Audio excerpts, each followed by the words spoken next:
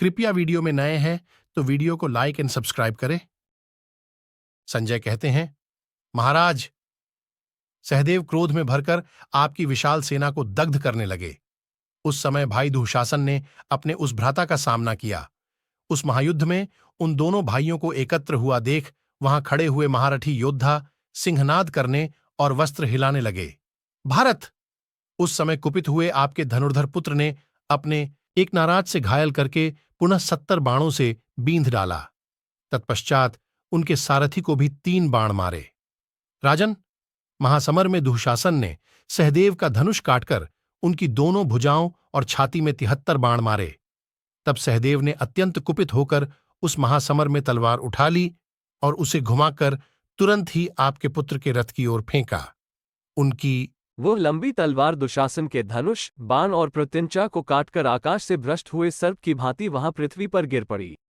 तदनंतर प्रतापी सहदेव ने दूसरा धनुष लेकर दुशासन पर एक विनाशकारी बाण का प्रहार किया। यमदंड के समान प्रकाशित होने वाले उस बाण को आते देख कुरुवंशी दुशासन ने तीखी धार वाले खड्ग से उसके 2 टुकड़े कर डाले। तत्पश्चात दुशासन ने युद्ध स्थल में तुरंत ही तीखी तलवार घुमाकर सहदेव पर दे मारी। फिर उस पराक्रमी वीर ने दूसरा धनुष लेकर उस पर बाण का संधान किया। सहदेव ने हंसते हुए से सहसा अपनी ओर आती हुई उस तलवार को तीखे बाणों से समरभूमि में गिरा दिया। भारत! इतने में ही आपके पुत्र ने उस महासमर में सहदेव पर तुरंत ही 64 बाण चलाए।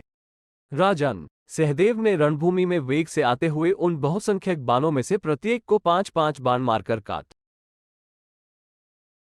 गिराया। इस प्रकार आपके पुत्र के चलाए हुए उन महाबाणों का निवारण करके युद्धस्थल में सहदेव ने उसके ऊपर भी बहुत से बाण छोड़े।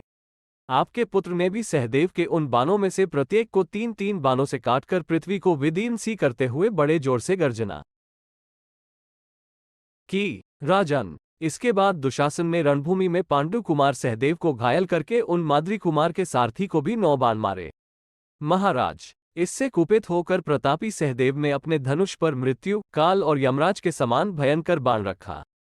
फिर उस धनुष को बलपूर्वक खींचकर उसने आपके पुत्र पर वो बाण छोड़ दिया। राजन, वो बाण दुशासन को तथा उनके विशाल कवच को भी वेगपूर्वक विदीर्ण करके बाबी में घुसने वाले सर्प के समान धरती में समा गया। महाराज, इससे आपका महारथी पुत्र मूर्छित हो गया। उसे मूर्छित देख उसका सारथी तीखे बाणों की मार खाकर अत्यंत भयभीत हो तुरंत ही रथ को रणभूमि से दूर हटा ले गया। कुरुवंशी दुशासन को रणभूमि में पराजित करके पांडु नंदन सहदेव ने दुर्योधन की सेना को वहां उपस्थित देख उसे सब ओर से मत डाला।